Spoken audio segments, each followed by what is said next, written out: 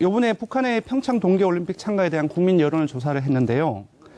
남북 관계 개선, 한반도 평화를 위해 찬성한다. 예. 아니면은 제재와 압박이 아직까지는 선행돼야 되기 때문에 반대한다. 이 두 가지 선택지로 물었는데요. 예. 압도적으로 찬성한다는 여론이 높게 나왔습니다. 76.7%가 나왔고요. 반대한다는 여론은 20.3%에 불과했습니다. 이게 묘하게 이게 탄핵 지지 반대하고 좀 비슷하네요. 네, 요즘에는 그 정치 보복이냐 아니면 예. 아니다 뭐 예. 이런 것이 보통 정치 보복에도 25% 또는 30% 수준까지 예. 요즘 많이 올라왔지만 이거 같은 경우는 그보다는 조금 반대가 더 낮은, 그러니까 찬성이 좀 압도적으로 좀 높은 조금 미묘하게 민심이 좀 바뀐 상황이라고 볼 수 있을 것 같습니다. 예. 세부적으로 본다면 모든 지역, 모든 연령층, 그러니까 자유한국당을 지지층을 제외하고서라도 모든 이념 성향에서 찬성한다는 여론이 압도적으로 높거나 대다수로 나타났습니다. 자유한국당 지지자들도요? 아니요. 자유한국당 지지자들은 반대가 높긴 높은데 이것도 좀 자세히 봐야 됩니다. 찬성이 자유한국당 지지층에서 45.8%가 나왔어요. 근데 문 대통령의 지지율을 자유한국당 지지층에서 보면 보통 15% 내외가 나옵니다. 어허. 거기에 비해서 한 30%포인트가 높은 거죠. 예. 그러니까 기본적으로 자유한국당 지지층에서는 물론 반대가 높기는 하지만 그래도 이 통일의, 그 남북 대화의 이슈에 있어서는 자유한국당 지지층에서도 상당수가 찬성을 한다. 이렇게 봐야 될 것 같습니다. 예. 저는 76.7% 찬성, 20.3%, 잘 모르면 3.0, 3.0은 뭐, 그 잘 모르는 게 아니라 아무 생각 없다는 거겠죠? 판단, 정보력에 대해서 자기가 알고 있지 않은 상황에서 갑자기 이렇게 질문을 전화 응답을 하다 보면 판단하기 어려운 경우도 사실 있습니다. 네, 그런 경우가 보여지고요. 일단은 연초부터 어쨌든 국민들이 그 갈증을 좀 풀어줄 만한, 국민들의 갈증을 풀어줄 만한 시원한 소식이 좀 들려온 건데요. 잘 아시다시피 이제 북한의 최고 지도자의 신년사는 상당히 중요합니다. 그렇죠. 1년 내내 그것이 하나의 정책 그렇죠. 방침이니까. 신년사에서 밝힌 기조대로 되게 끌고 가거든요. 그렇기 때문에 상당히 중요한데, 이번 그 김정은 그 지도자, 북한의 지도자의 어떤 화답이 사실은 굉장히 그동안에 문재인 대통령이 끈질기게 요구하지 않았습니까? 그러니까 그 긴장을 완화하고 대화를 좀 하자라고 여러 가지 요구를 해왔는데 결국 그거에 대한 이제 화답을 한 셈인데요. 대통령이 이야기했던 이제 운전자석. 운전자론. 네. 그 남북 관계나 이런 부분에서 그 한국 정부가 중추적인 역할을 하겠다라고 이야기를 했는데 그런 부분에 있어서 다소의 이제 돌파구가 좀 마련된 것으로 그렇게 보여집니다. 예. 왜 반대할까요? 반대하는 분들은. 일단 대개 보니까 아까 주되게 반대하는 분들이 이제 자유한국당 지지층의 한 절반 정도가 반대하신 건데요. 예. 어쨌든 지금은 그 더 압박을 해야 한다라고 생각하는 분들이 사실 이념 보수 진영이 늘 한 20% 남짓은 있습니다. 우리 사회에. 그분들 중심으로 이렇게 반대하지 않았나 그렇게 생각이 듭니다. 그러니까 불과 4개월 전만 하더라도 6차 핵실험이 있었습니다. 그러니까 그때를 기억해 보면 잘 아실 텐데 핵무장론이라든지 그런 것들이 아주 광범위하게 여론사에 이제 스며들었었고 이런 것들을 생각을 한다고 한다면은 반대 20%도 어떻게 보면 이해할 만한 수치가 아닌가라는 생각이 듭니다. 네, 더군다나 이게 자유한국당 지지층의 절반 정도는 그래도 이 사안에 대해서 잘했다, 찬성한다 이런 어떤 긍정적인 답을 했다는 것 자체를 좀 의미 있게 봐야 하는데 왜 그러냐면 자유한국당 지도부는 여전히 대결주의를 표방하고 있지 않습니까? 맞습니다. 그래서 이 부분에 대해서 굉장히 강력하게 이게 반대 입장들을 늘 내고 있기 때문에 그럼에도 불구하고 자유한국당 지도부와는 생각과 달리 그 자유한국당을 지지하는 지지층의 한 절반 정도는 지도부와 생각을 달리하고 있다. 이 점이 의미 있다. 저는 그렇게 보고 있고요. 이번에 좀 주목해서 저는 본 측면은 뭐였냐면 국민의당과 바른정당의 통합당, 이따 이제 권순정 그 실장님께서 설명하시겠지만 그 층이 이 사안에 대해서 어떻게 바라봤는지를 유심히 봤어요, 사실은. 근데 그 층은 자료를 보니까 62.7%가 잘했다. 찬성한다는 입장이에요. 근데 찬성도. 네. 찬성파에서. 찬성파에서 예. 62.7%가 이 사안에 대해서 남북관계 개선과 한반도 평화를 위해서 이건 잘한 일이다. 찬성한다. 예. 이 입장을 나타냈거든요. 왜냐하면 이 부분이 왜 중요하냐면 얼마 전에 유승민 대표가 그러니까 바른정당의 대표가 김정은의 신년사를 듣고 안심한 사람은 샴페인을 너무 많이 마신 것이다라고 얘기하면서 현 정부를 겨냥하면서 비판적 입장을 드러냈습니다. 이번 신년사가 오히려 북이 한미동맹을 분열시키고 이간질시키려는 의도다. 이렇게 이제 비판적인 입장을 냈는데 실제 바른정당과 국민의당 통합파가 만들려고 하는 그 정당을 지지하는 사람들의 다수는 62.7%는 잘한 일이다. 상반된 시각을 드러냈거든요. 그래서 이제 향후에 통합정당이 통합신당이라고 일각에서는 표현합니다. 어쨌든 통합파가 주도하는 새로운 정당이 출범한다 하더라도 상당 부분 이런 어떤 정책적 사안에 대해서 잡음이 날 가능성이 상당히 있다. 순항하지 않을 것 같다. 그런 어떤 생각이 듭니다. 올림픽 그 지지를 갖고 아주 다양하게 해석을 했네요. 네. 원래 뭐 하려고 했던 거죠, 그 내용을. 그렇습니다. 네. 뺏긴 거예요? 아닙니다. 어차피 똑같은 얘기여서. 네. 아니 근데 이번 이러다가 아까 이제 우리 방금 일부에서도 얘기했는데 단일팀 얘기도 좀 했었거든요. 네네. 단일팀 구성으로 상징적으로 한두 팀이라도 가게 되면 이런 부분에 대한 지지율은 올라갈까요, 내려갈까요? 그건 조금 양면성이 있는 것 같습니다. 일단 진보 진영이라든지 특히나 이제 민주당 지지층 같은 경우는 합리성 그리고 우리나라 선수들의 기회를 뺏기는 것들 이런 부분들도 생각보다 많이 생각을 합니다. 그래서 좀 여러 이제 포탈에서 이런 댓글이라든지 이런 사람들이 많이 왕래하는 커뮤니티의 여러 얘기들을 읽어보면은 참가하는 것은 정말로 쌍수를 들어서 환영을 하는데 남북 단일팀을 꾸려서 지금 열심히 하고 있는 선수들의 기회를 뺏길까봐 그런 부분에 대해서는 우려를 생각보다 많이 하고 있었습니다. 그래서 남북 단일팀이라는 그림을 그려보면 상당히 좋은 그림이지만 핵심 지지층, 민주당 지지층이라든지 이제 진보 진영에서 봤을 때는 또 역으로 조금 이 반대하는 기류도 생각보다 상당히 있을 수 있다. 그렇게 생각이 듭니다. 예.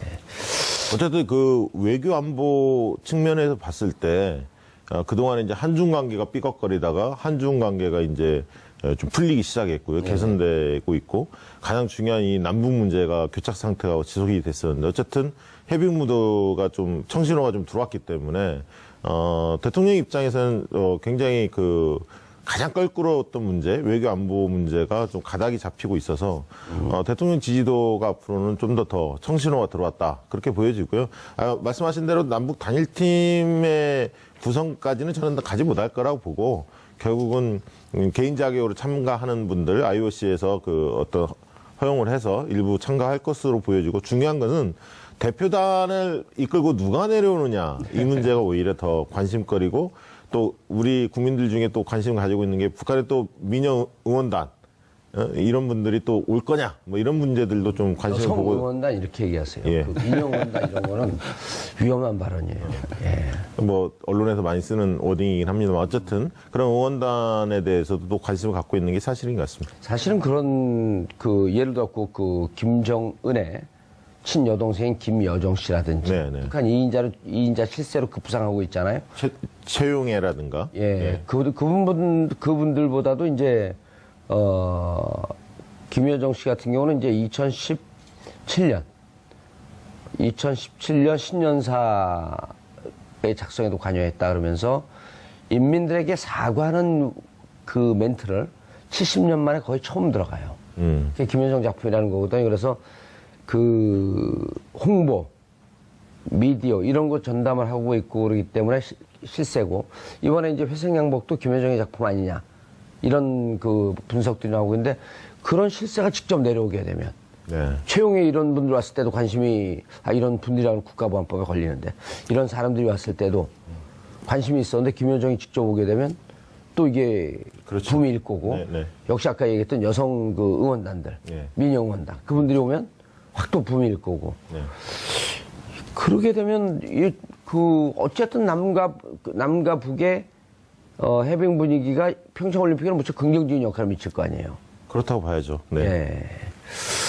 알겠습니다. 그런데 김성태 자유한국당 원내대표는 방송 토론에서 김대중 노무현 정부가 3조이 넘는 현찰을 북한에 지원했다? 이거 김정은이 고소해야 되는 거 아니에요? 받은 적이 없는데. 예. 네? 항상 그 남북 대화 이런 국면이 펼쳐질 때는 퍼주기 예. 그런 프레임들이 단골처럼 들고 나오는데 아마 이제 그런 부분들이 또 많이 또 확산되지 않을까 싶습니다. 네. 김정은 신년사에 대해서도 이렇게 얘기를 했어요. 한미동맹의 급속도로 균열을 일으키면서 남남 내부적 갈등도 크게 일으킨 사건이다. 근데 지금 보면 76대, 77대 20 남남 갈등이 뭐 그닥 커 보이지는 않습니다. 네. 상당히 일방적인 네. 거죠. 그리고 사실 남북 관계 개선되고 화해 무드에 대해서 반대하는 사람은 적어도 저는 뭐 20% 내외에 그칠 거라고 봅니다. 나머지들은 대다수는 사실은 안보 불안감에서 좀 벗어나고 한반도가 좀 평화가 정착되기를 바라는 상식적인 국민들이 많은 거죠.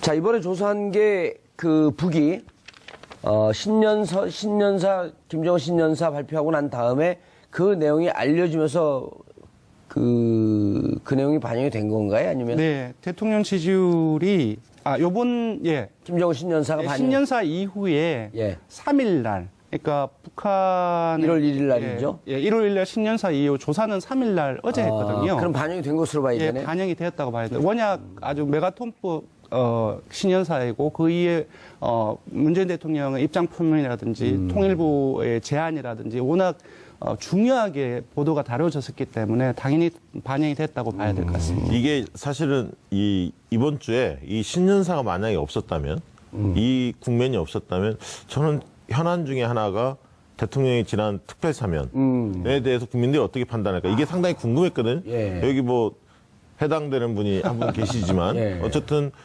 용산 참사 관련해서 그리고 정봉주 전 의원 그리고 또 민생사범들 이런 부분들을 사면했던 거에 대해서 과연 국민들이 어떻게 판단하고 계실까 굉장히 궁금했습니다. 사실은. 그것도 한번 좀 조사해봐야 되는데 시기가 지났죠. 이제. 예, 이제 그것을 할 줄 알았는데 이렇게 더 큰 신년사 이 남북 해빙 무대에 영향을 줄 만한 메모드급 이 사안이 터지니까 사면이 쑥 들어가 버렸습니다. 원래 현상이죠. 원래 TBS에서 개헌을 다루기를 했었습니다. 개헌을 생각을 하고 있었는데 워낙 급박하게 신년사가 나오고 우리 정부의 대처 나오고 언론에서 엄청나게 크게 다루다 보니까 그 이미 물 건너간 그 테마 저는 개헌보다는 개헌이야 뭐 다음 주에 해도 되지만 네. 사면 같은 것도 사실은 논란이 많이 됐기 때문에 정치권 내에서 네. 각 정당 입장이 좀 달랐기 때문에 네. 큰 이슈 중에 하나였다고 봅니다. 하겠죠, 언젠가는. 근데 지금은 조금 늦었다고 봐야 될 것 같습니다. 이미 다루기에는. 네, 버스가 지나간 것 같습니다. 워낙 빠르게 지나가기 때문에. 네. 그럼 그건 안 하는 거예요? 안 할 것 같습니다. 하지 마세요, 그거는. 더 빨리 잊혀지는 게 좋아요, 그럼. 자, 대통령 지지율. 네, 대통령 지지율이 기억하실지 모르겠지만 이제 중국 방문을 전후로 해서 굴욕 외교 논란 또는 공세가 상당히 심했습니다. 예. 그래서 작년을 마감하면서 리얼미터 기준으로는 68.5%로 마감을 했습니다. 근데 이제 신년 지나고 이제 금방 말씀드렸던 것처럼 신년사가 있고 그리고 남북 대화의 급물살이 이제 급물살에 밀려들면서 대통령 지지율이 70%대로 다시 올랐습니다. 상당폭 상승했는데요. 3.6%포인트 상승해서 72.1%이고요. 부정평가는 1.3%포인트 하락해서 23.7%를 기록했습니다. 네. 그러면 이게 반영이 돼서 어쨌든 다시 70% 회복을 한 거네요? 네, 그렇습니다. 그러니까 1일 같은 경우는 신년사가 있었고, 거기에 대해서, 1일에 신년사가 있었고, 김정은 위원장의 예. 그 다음 날 바로 문 대통령이 화답을 했습니다. 환영의 뜻을 표하고 이제 내각에 관련 조처를 취할 것을 바로 얘기를 했었고 그때 2일 날에 금요일 날 29일 날에 69.4%를 기록했는데 2일 날에 70.8% 올랐고요. 3일 날에 통일부에서 바로 남북 당국자 회담을 제의했고 또 무엇보다도 한 2년 정도 중단되었던 판문점 그 연결 통로 채널이 바로 복원이 됐습니다. 좀 이러한 어떤 보도에 힘입어서 3일 날에는 72.1%로 올랐습니다. 네. 그런데 박시영 부대표님, 예. 지역별로 살펴보면 대구 경북에서 대구 경북, 예. TK에서 무려 13.3%가 올라갔어요. 무슨 의미예요, 이게? 글쎄 연말에 되게 이제 보면 연말에서 지금 각 언론사들이 일제히 국정지도 다 조사를 했었거든요. 근데 되게 이제 100% 전화 면접 조사로 한 경우들이 많았죠. 그래서 이제 안심번호, 흔히 말하는 통신사에서 제공하는 가상번호로 되게 조사를 많이 했는데 되게 그때는 76에서 뭐 78%까지 굉장히 그 높은 수치의 뭐랄까 국정 지지도를 기록을 했습니다. 예. 그래서 이게 무슨 효과냐? 연말 연시에 그런 어떤 분위기 편성한 거냐? 여러 얘기가 있었는데 어쨌든 그 전에 전화 면접 조사로 뭐 갤럽이나 이런 데 해보면 뭐 72, 3, 뭐 이 정도 선이었는데 상당히 어쨌든 반등을 한 거예요. 다행히 이제 리얼미터에서도 그 반등에 대한 추이 자체는 분명히 반등의 효과가 연말에서부터 나온 건 아니지만 그 조사를 신년 들어와서 했지만 어쨌든 이 남북 관계가 좀 풀리는 국면이 정확히 좀 반영됐다고 보고요. 예. 그동안에 이제 이런 안보 문제 때문에 가장 민감한 지역 중에 하나가 이제 보수의 텃밭인 대구 경북하고 사실은 수도권입니다. 대개는 수도권은 안보에 좀 민감합니다. 좀 긴장이 고조되면 중도층들이 좀 보수화되는 경향이 좀 있었는데요. 수도권에서는 이번 사안에 대해서 어쨌든 74.5%가 잘한다 이렇게 있기 때문에 다른 지역에 비해서는 수도권에서 더 오히려 긍정 수치가 높다. 아까 지금 전체적으로 본다면 72.1인데 수도권은 74.5가 나왔고요. 대구 경북에서 특히 이제 많이 올라왔죠. 대구 경북에서 63.5, 부산 경남 울산에서 65.5로 평균 수치에 상당히 근접한 정도로 많이 좀 회복된 측면은 제가 볼 때는 일단은 뭐 이런 어떤 긴장이 좀 완화되고 이런 부분들의 보수의 논리보다는 이 부분은 적어도 잘하는 거 아니냐. 적어도 평창 올림픽이 좀 성공리에 개최돼야 하고 이 사안을 계기로 해서 남북관계 좀 풀렸으면 좋겠다라고 느끼는 영남권의 시민들이 좀 많은 거죠. 아까 그 자유한국당 지지층에서도 절반 정도가 이 부분을 동의하고 있기 때문에 대통령 지지도가 그쪽에서 오르는 것은 자연스럽게 보여집니다. 권순정 뭐예요, 직업이요? 실장입니다. 실장이요. 대통령 지지율이 반년이 넘도록 큰 낙폭 없이 네. 아주 가끔 60대 후반으로 가지만 70대 초반에서 네. 심지어는 80대 초반까지도 넘어가는 네. 역대 가장 오랜 기간 강력하게 고공행진을 하고 있는데 네. 어떻게 보셔야 되는 건가요? 네, 리얼미터 월간 집계 기준으로는 예. 10,000명 정도가 됩니다. 그러니까 정확성이 있다는 거지요. 어허, 표본 조사가 넓다는 건가요? 예, 월간 집계로 하면 한 10,000명 이상이 되는데요. 그러니까 월간 집계 기준으로는 지금까지 문 대통령의 최고 지지율이 82%입니다. 근데 최저 지지율이 몇 %냐면 68%입니다. 박근혜 전 대통령의 최고 지지율이 얼마인지 아십니까? 얘기하세요, 물어보지 말고. 네, 기억하고 싶지 67%입니다. 않아요. 67%입니다. 67%? 네, 지금 반년 정도 지나는 사이에 사실상 박근혜 전 대통령이 가장 최고 높게 지지율과 보다 최저 지지율이 같다. 1%포인트가 오히려 더 높습니다. 문재인 그야말로- 대통령의 최저 네. 지지율이 네. 같은 기간에 박근혜 전 대통령의 최고 지지율보다도 1%더 높다. 네, 그렇습니다. 그러니까 거의 한 70%대 전후를 계속 오갔기 때문에 네. 사실상 여론조사에서 누구를 지지하느냐, 긍정적인 평가를 70%를 뭐 1, 2주도 아니고 한 6개월, 7개월, 8개월 이렇게 끌고 가는 것은 사실상 상당히 어렵거든요. 예. 그래서 그 이유가 뭐냐니까. 예, 그러니까 무엇보다도 일단은 저는 그 핵심 지지층에 상당히 견고하다. 이번 이제 주중 집계에서도 문재인 대통령을 19대 대선에서 찍었던 지지층의 지지율을 보면 95%가 넘습니다. 그러니까 100명 정도 19대에서 찍었으면 아직까지 95명이 잘한다고 평가를 한다는 거지요. 근데 그 변화가 이 6, 7개월 지나오는 사이에 거의 변화가 없습니다. 그래서 기본적으로 보수층이 떨어져 나가고 그리고 정치적인 무관심층이 부정평가로 떨어져 나갈 때에도 예. 이러한 굳건한 핵심 지지층이 굳건하게 받쳐주고 있기 때문에 지지율이 떨어져도 크게 떨어지지 않고 60%대 후반을 항상 유지하는 가장 큰 이유가 아닌가 싶고요. 두 번째로는 미디어 환경이 변했다고 생각합니다. 이제 기억하실지 모르겠지만 11월 그리고 12월 넘어서면서 보수 언론과 야당을 중심으로 해서 상당히 흠집내기 공세가 상당히 많이 있었습니다. 이제 비근하게는 중국 방문 때의 구릉 예교 논란도 홀대론, 혼밥론 다양한 이제 용어를 통해서 이제 깎아내리기 공세가 있었는데 그것이 사실상 그 집중적으로 포화가 있었거든요. 이제 그럼에도 불구하고 지지율이 이렇게 유지가 된다는 것은 핵심 지지층이 그대로 받쳐준 것과 함께 일반 국민들조차도 크게 빠져나가지 않고 계속 붙어 있다는 것이거든요. 이렇게 봤을 때 기본적으로 예전에 이제 보수 언론 중심으로 한 미디어 매체의 영향력이 사실상 일반 국민들한테 점점 더 영향력이 사라지고 있는 그런 미디어 환경의 변화에도 지금 윤 대통령의 지지율 고공행진의 가장 한 요인이 될 수 있다고 보고요. 무엇보다도 이런 것은 환경적인 요인이고 저는 내용이라고 생각합니다. 일단 윤 대통령이 6, 7개월 이렇게 끌고 오는 과정 속에서 국민들이 바라는 시도적인 요구, 적폐청산이랄까 이러한 부분들 그리고 국정을 이끌어 나가고는 형식적인 측면에서의 탈권위주의 그리고 서민들과 직접적으로 만나고 책임지는 모습들 이러한 부분 내용들이 가장 큰 원인이 아닌가 싶습니다. 알겠습니다. 자, 대통령 지지율 고공행진 그리고 더불어서 이제 민주당 지지율도 다시 50%를 넘어섰는데 국민들의 관심은 이거예요. 지방선거까지 이대로 쭉 간다? 아니면 지방선거 때까지 무슨 변동이 있을 것이다? 이게 제일 궁금한 관심사거든요.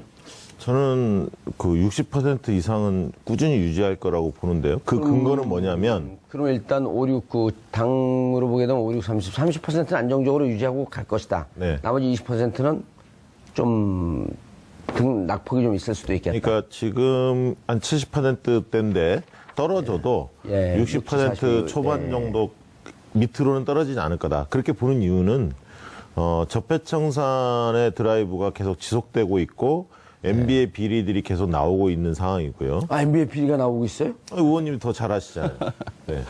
그 부분, 그 부분이 하나가 있고요. 적폐청산에 대한 이 드라이브가 2, 3개월 후까지 계속 지속이 될 거다라는 측면이 하나 있고, 두 번째는 남북 관계가 조금 풀릴 조짐이 있다는 거죠. 그러니까 제가 계속 예측한 거 알고 계세요? 알고 있습니다. 남북 관계가 좀 풀리면서 안보가 좀 경색이 돼야 보수층이 어필할 수 있는 포인트가 있는데 그게 사라지고 있고요.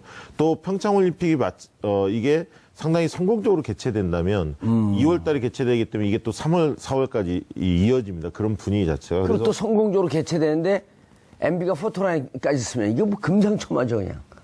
국민들한테 어떻게 비춰질지 모르겠습니다만 MB 구속에 대해서 MB에 대한 적폐청산에 대한 공감도가 높기 때문에 여론조사상 환호할 것으로 그렇게 보여집니다. 저희는 뭐 조사를 근거로 얘기할 수 없기 때문에. MB에게 탄압받았던 사람도 환호를 받을까요? 그건 잘 모르겠습니다. 어쨌든 이런 긍정적인 그 소스가 몇 가지가 있고 주되게는 또 한 가지는 청와대가 국정운영 방향을 좀 잘 잡은 것 같아요. 뭐라고 이야기하냐면 적폐청산 지속하되 내 삶을 바꿀 체감형 정책들을 많이 하겠다. 그래서 정권 교체가 시민의 삶을 바꿀 수 있다라는 것들을 보여드리겠다. 민생 문제에 상당히 적극성을 띠겠다. 이렇게 이야기를 하고 있거든요. 물론 입법화가 잘 안 돼서 삐그덕거리는 과제들도 일부 있습니다만 그래서 그런 측면에서 제가 볼 때는 시대정신이 세 가지인데 이런 시대정신이 공정과 정의의 문제와 불평등의 문제와 그리고 일자리 경제로 상징되는 이 시대정신 세 가지를 나름대로는 꾸준히 좀 지속적으로 추진할 것 같고 일정 정도 성과가 있을 거다. 다만 이제 최저임금에 대한 논란 그리고 지금 UAE 논란도 좀 있고요. 한일 관계가 좀 삐그덕거리는 문제 몇 가지의 민생 문제와 대내 변수들은 분명히 존재합니다. 그래서 그런 부분들의 영향은 있지만 그리고 야당이 또 죽을 쓰고 있고 때문에 대통령 지지도가 급속히 빠질 가능성은 별로 없다. 왜? 지금 국면에서 국민들한테 위안을 주고 희망을 주는 사람은 문재인 대통령이다. 저는 그렇게 보고 있습니다. 알겠습니다. 제가 볼 때는 조금 더 낙관적입니다. 더 낙관적이? 알겠습니다. 낙관적인 거 서로 충성 경쟁하지 마세요. 자, 국민의당과 바른정당 합당. 그 얘기를 좀 끝내고 오늘 좀 일찍 끝내야 됩니다. 네. 네, 저희 리얼미터가 현재 정당 지지도를 묻고 그리고 국민의당과 바른정당이 합당했을 때 새롭게 펼쳐지는 정당 구도 하에서의 정당 지지도도 또 다시 물어봤습니다. 그게 물어봤더니 국민의당과 바른정당의 통합당의 지지율이 10.5%가 나왔어요. 근데 현재 정당 지지도에서 국민의당과 바른정당의 지지율을 합해봤더니 11.4%였어요. 왜냐하면 0.9%포인트가 빠졌습니다. 시너지 효과가 그다지 높지 않다? 네, 지금 언론에서 시너지 효과가 있니 없니 많은 얘기가 있고 일부 여론조사에서는 통합당이 자유한국당을 넘어서는 그런 여론조사 결과도 나왔었는데 사실상 저희 리얼미터 조사 결과를 기준으로 본다고 한다면 시너지 효과가 거의 없다라고 봐야 될 것 같습니다. 네. 근데 이 부분은 실제로 이제 말씀하시던 권순정 그 실장님 말씀하셨듯이 뭐 통합신당이라는 그 용어보다는 통합정당이라고 이제 드라이하게 하신 거죠, 사실. 그 부분은 표현이 좀 적정하다라고 저도 보고 있고요. 다만 이런 건 있습니다. 그러니까 그 삼지대에 대한 늘 그 시장 자체는 존재하는 거죠. 그럼 막상 투표 현장에 가면 표가 안 나오는. 예, 근데 어쨌든 여론조사상으로 보면 한 20% 남짓한 삼지대의 시장 분명히 존재합니다. 그게 과거 국민의당이 총선 때 정당 득표율을 했던 거라든가 지난 안철수 후보가 대선 때 차지했던 21%든가 그런 시장 분명히 존재하는데 지금의 바른정당 국민의당의 통합이라는 것이 생채기가 상당히 난 상태 속에서 그렇습니다. 통합이 될 수밖에 없다는 거죠. 최근에 이제 보도에 의하면 남경필 등등 바른정당 소속에 있었던 남경필, 원희룡, 그다음 김세연, 이학재 등등의 거치 문제가 내주 초에 결판이 날 거다. 이런 이야기들이 나오고 있지 않습니까? 이제 그것이 또 국민의당 그 관만파에 어떻게 보면 영향을 미칠 수도 있고요. 그래서 그리고 또 햇볕 정책을 강령에 넣을 거냐 말 거냐 가지고 또 티격태격하고 있습니다. 그래서 등등이 순조롭게 되는 판이 아니기 때문에 척분이 영광이 말씀하신 대로 권순정 실장님 예측한 대로 그렇게 큰 시너지 효과는 없는 것으로. 무엇보다도 시너지 효과가 있으려면 통합되는 정당의 지지층을 고스란히 가져가야 되고 거기다가 다른 정당의 지지층을 뺏어와야 되는데 지금 구체적으로 분석을 해보면 현재 국민의당을 지지하거나 바른정당을 지지하는 지지층이 통합당에 다 가지 않아요. 다 가지 않는 규모도 상당히 큽니다. 국민의당의 10명 중 4명은 다른 정당으로 빠져나가고 심지어 바른정당을 지지하는 현재 지지층은 통합이 되면 10명 중 6명이 다른 정당으로 빠져나가요. 통합당으로 가지 않습니다. 반면 민주당이나 자유한국당으로부터 끌어당겨야 되는데 그들로부터 끌어오는 그 지지층은 아주 극소수에 불과합니다. 분석을 해보면. 별로 없었다. 금방 이제 박시영 그 대표님께서 말씀하신 것처럼 생채기가 많이 나는 과정 속에서 통합 과정에 사실상 자신의 지지층 온전히 가져가기 힘든 상황들 그리고 생채기가 나는 과정들 속에서 다른 정당을 지지하는 지지층들이 저기 가기가 힘든 그런 판단을 하기 힘든 거죠. 기존의 다른 언론들과 차이가 나는 건 뭐예요? 예, 기존의 다른 언론들과 차이가 나는 것은 설문 설계에 있습니다. 원래 조금 어려운 말로 프라이밍 효과라고 있는데 기본적으로 질문에서는 통합하는 정당의 이름이라든지 통합한다는 언급을 해주면 안 됩니다. 그러니까 해주게 되면 그에 대한 각인 효과가 생겨서 선택지가 나올 때 거기에 무의식적으로 더 관심이 간다는 거죠. 근데 기존의 다른 유수의 여론조사 같은 경우는 질문에 먼저 이렇게 얘기를 해줍니다. 바른정당과 국민의당이 통합을 해서 신당을 창당한다면 이렇게 물어주고 리얼미터 같은 경우는 그것이 아니라 다음과 같은 정당 구도가 펼쳐진다면 하에서는 이렇게 사전 정보를 주지 않는 거지요. 거기에서 가장 큰 차이가 있지 않나 싶습니다. 그래서 리얼미터가 조금 더 정확하다. 네, 저는 그렇게 보고 있습니다. 알겠습니다. 네. 자, 두 분 오늘 제가 마지막 방송인 거 알고 계세요? 네, 아까 오기 전에. 아주 행복한 표정을 짓고 계시네요. 예? 축하드립니다. 어쨌든 두 분 오늘 수고하셨습니다. 인사하시고요. 네. 정봉주의 품격시대 아쉽지만 저는 오늘로 마지막 인사를 드리게 됐습니다. 방송이 시작하자마자 이제 최순실 국정농단 사태가 터지면서 많은 국민들이 관심을 가졌고 그리고 또 그 촛불 전국 와중에 저희가 광화문 현장을 나가서 생방송을 하면서 추운 손을 호호 불면서 같이 촛불을 들고 여러분들과 함께 역사의 현장을 함께 했습니다.